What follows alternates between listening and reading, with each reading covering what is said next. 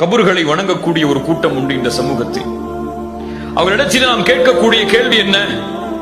நீங்கள் செய்யக்கூடிய இந்த செயல்பாடுகளை, கபர்களை தவாப் செய்கிறீர்கள், கபர்களுக்கு சுஜூத் செய்கிறீர்கள், அங்கே உள்ளவர்களிடத்தில் நேரடியாக கேட்கிறீர்கள். அவர்களுடைய பொருட்டால் கேட்பது என்பது கருத்து வேறுபாடுக்கு உட்பட்டது, அது ஷிர்கா இல்லையா என்பது. ஆனால் நேரடியாக அவர்களிடத்தில் இறந்ததற்கு பிறகும் கேட்கிறீர்கள், அவர்களுக்கு சுஜூது செய்கிறீர்கள், அங்கே ஒரு விழா எடுக்கிறீர்கள், அங்கே வந்தால் ஹஜ்ஜுக்கு செல்வதை விட சிறந்த நன்மைகள் உண்டு என்று விமர்சனம் செய்கிறீர்கள். இப்படி நீங்கள் கூறுகின்ற இந்த செயலில் எங்களுடைய ஒரு நபித்தோழர் உண்டா? அகீதாவில் ஏற்படக்கூடிய பிளவுகளை இந்த கருத்தில் எதிர்கொண்டால் கருத்து வேற்றுமைகள் வராது. இந்த கருத்துக்கு மாற்றமாக என் புரிதல், இந்த வசனத்தை இப்படித்தான் இவர் புரிந்தார், இந்த ஆலிம் இப்போது இப்படித்தான் புரிந்தார், என் ஊரில் வசிக்கக்கூடிய ஆலிம் இந்த வசனத்திற்கு இப்படித்தான் விளக்கம் சொன்னார், என்னுடைய மதரசாவுடைய முதர்ரீஸ் இப்படித்தான் விளக்கம் சொன்னார் என்று இன்றைய காலத்திலே வாழக்கூடிய நவீன மக்களுடைய கருத்துக்களை அக்கீதாவில் நுழைத்தால் பிரிவுகள் வரும்.